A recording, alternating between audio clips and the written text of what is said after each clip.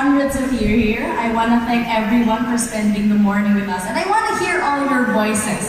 So let's try that one more time. Good morning, CMUans! Good morning! Yes, there's the energy that I was looking for. So it's an honor and a privilege to be here today with you to talk about U Scoop. How many of you here, quick show of hands, how many of you are familiar with U Scoop? Have you heard it online? I see a few hands. If not, that's alright. That's what I'm here for. So, U Scoop is the citizen journalism arm of GMA News. I want to stress on the word citizen. It's not by media reporters, it's not by media professionals. It's photos and videos taken by everyone, like you, like students.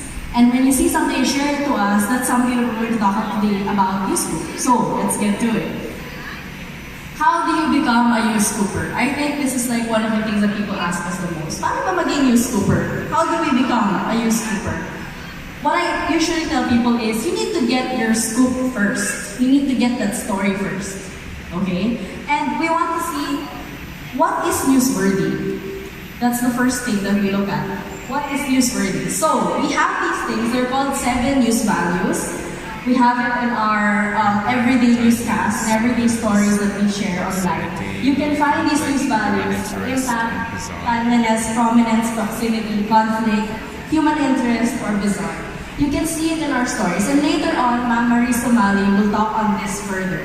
But I think it would be best if I show you what U Scoop is. So, first one. We get the most number of reports, actually, when there's a storm. So, pag may bagyo, pag may calamity, this is the most that we get our scoop.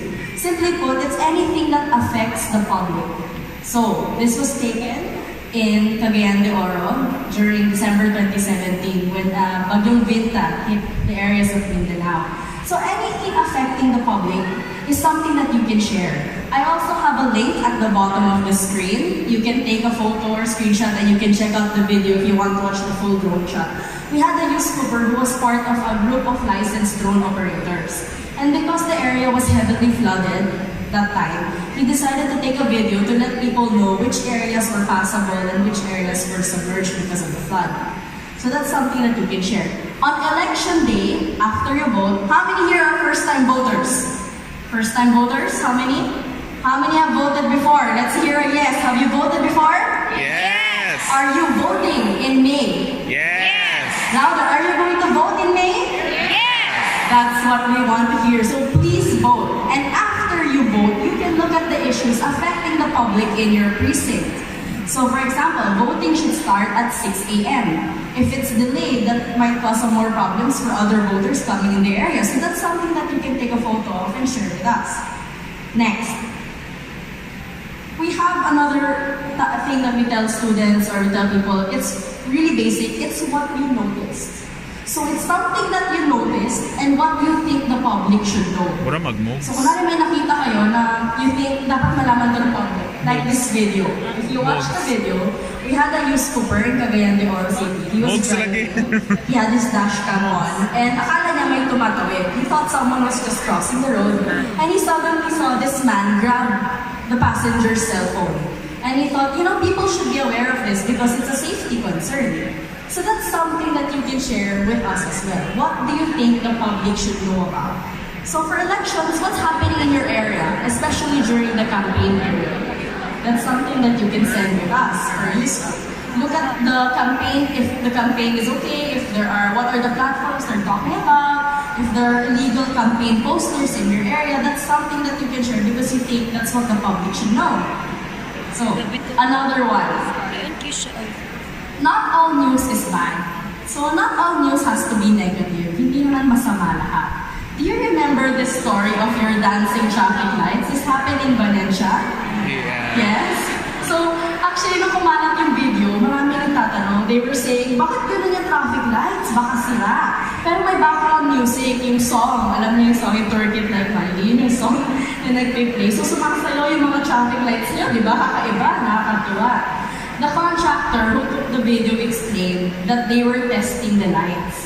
So it was like their final test, nagkatuwaan lang sila, konting music, at nag-viral siya online. So like I said, not all news has to be bad. In this case, you have two items. One, dancing traffic lights, And two, they're showing that the traffic lights are fully functional for the citizens in Valencia. So that's something that you can share with us as well. There's a URL at the bottom, so if you want to watch the full report, please, you can check that out. So on election day, feature stories, we call them feature stories, yung mga nakakatuwa, nakakaantig. Maybe you can look at if PWDs are having a hard time going up the stairs. Minsan nagbabayanihan yung mga voters. Like some of the voters come together to assist PWDs, so that's something that you can look at in the area and you can share with us. Now that I've talked about useful and what are the content, I want to go through a quick go through of some tips. So we have some tips for you on how you can take better photos or videos. So first we like to say, know your gadget. Okay, know your gadget. You have some phones with you, I'm sure, cell phones, smartphones. Minsan nga may mga app na pag nag-double click ka, lalabas ka agad yung camera. So it's really helpful if you know what gadget you're using. The best camera is the camera that you have with you at that time. So you can, don't zoom. If you can get close, that's great. But please be safe. Please be safe. You always tell that to our YouTubers. And make sure that you show a story, but at the same time, you're not intruding. Okay, so again, I want to stress, please be safe. So you can share your stories with us. We're on social media. We're on Twitter, Facebook, and Instagram. We also have a Facebook group. We have about 66,000 members in our group. So please share your stories with us. Now that I've talked about YouScoop, I've talked about how you can get photos or videos and you can share it with us through social media, I want to take a quick talk about what can you do for your own social media. How about your own timeline, your everyday timeline, your everyday stories. So I want to go through some social media guidelines with you guys, if it's alright. The first one I want to share with you is, please read this with me. Verify facts before posting, tweeting, or retweeting. Minsan kasi parang ang saya online, click lang ang share button, you can tell all your friends something funny you just saw, maybe a meme. But we want to tell people if it's something that affects the public, please take a quick, you can take a quick look at Google, just a short time, it wouldn't hurt, so you can verify the fact. So here's a good example for you. And I'm sure that students can relate. Walang pasok advisory. Diba? Sino dito pag kumukulan, medyo tumitingin ng phone, refresh na refresh, may pasok kaya? Baka cancel yung school, diba? Diba? Walang pasok, so we look at it online. But be careful, because sometimes people share fake walang pasok advisories or maling information. So in this case, they were saying November wala raw pasok, and we came up with an advisory to tell people that even DepEd themselves said that story was fake. So syempre, double check nyo, especially pag walang pasok, kasi hindi naman tatanggapin ng professor nyo na mali pala yung nabasa ng balita. Diba? So, another one that I want to share with you guys. Please read this with me. Don't do or say anything in social media that you would not do in public. Sometimes we think, social media, it's just online. There are no real-world consequences. Online lang naman, di ba? Facebook, Twitter, Instagram lang naman. But here's a story that I want to share with you. There was a social media star in Kuwait last year.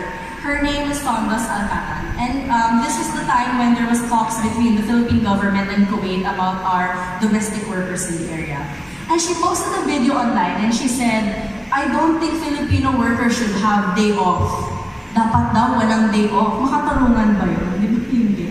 And she was saying they shouldn't be holding their passport. So as you can imagine, she took that video in her car, quick video lang ng opinion niya, pinost niya online. She got a lot of backlash and she lost sponsors because of that.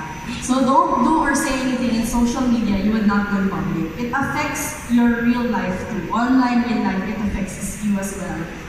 And the last one I want to share with you. So please read this with me. Don't do anything stupid. Self-explanatory. I'm sure the smart students of Central Mindanao University don't need to be reminded of this. But I have an example for you. Sometimes even famous online stars can get into hot water. I'm seeing a bit of reaction here. So, how many of you know Logan Paul? Yes, he's a famous YouTuber. And there was an issue last year when he went to an area in Japan, a sacred forest. It is actually called the suicide forest in Japan. And he did not treat the area with respect and sensitivity. And because of this, he was actually laughing. It was not a good video. Lagi ay lain kay na siya. Then ato siya sa suicide forest. Nag-vlog din siya. Tapos napag-dead body. Nag-vlog siya. So please, when you post on your social media, ikuha ng iyang YouTube channel, giban something ano. People know you study in Central Mindanao University. People know you're well educated and that they trust you. So if you share something online, remember it also carries your name and of course people will believe what you post. So, the following that I've said, you can use for elections. So from useful to social media guidelines, you can apply this in election 2019. And we invite you actually to share stories about the elections in your area. So first, look at the campaign period. Right now, we have the senatorial and party list groups campaigning. But by March, this will affect you more. The local officials in your area, the local candidates, will be campaigning. So that's something that you can share with us. You can also look at the preparations of the schools. If you have access to those areas, you can look if the vote counting machines or the election paraphernalia have arrived. You can also look at the areas that have some illegal campaign materials. You can share that with us. And you can take photos as well. But we like to remind everyone, please don't take a photo of your ballot. And don't take a photo of people shading their ballot because we want to preserve the sanctity of the vote. So, thank you everyone. And I hope na sama-sama po natin pusuan ng totoo sa election 2019.